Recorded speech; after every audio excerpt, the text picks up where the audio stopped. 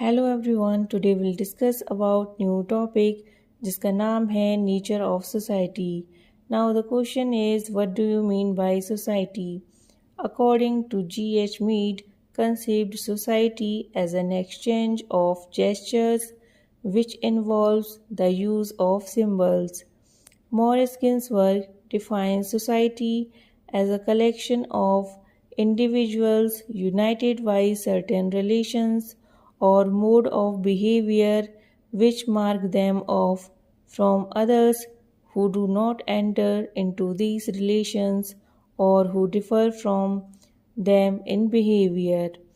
A society is generally conceived as a human group which is relatively large, relatively independent, or self perpetuating in demographic terms and which is relatively autonomous in its organization of social relations. If we talk about other definitions, society has definitions on the basis of functional point of view and structural point of view. First, we will discuss about functional definition. Society, according to this, is defined as a complex of groups in reciprocal relationship interacting upon one another, enabling human organisms to carry on their life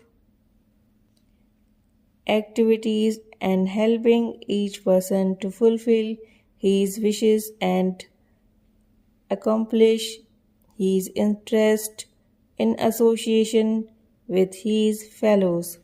If we talk about structural definition, according to this, society is the total social heritage of folkways, modes, and institutions of habits, sentiments, and ideals.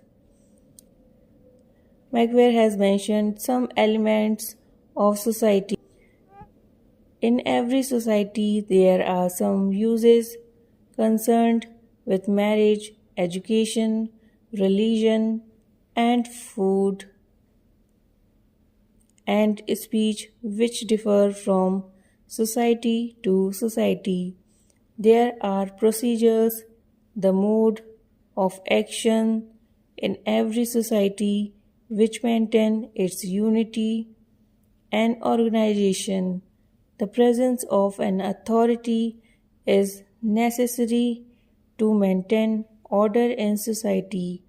No society can be stable unless there is a feeling of mutual aid among its members. In a society, there are several groupings and divisions such as family, city, and village. Liberty and control go together in a society.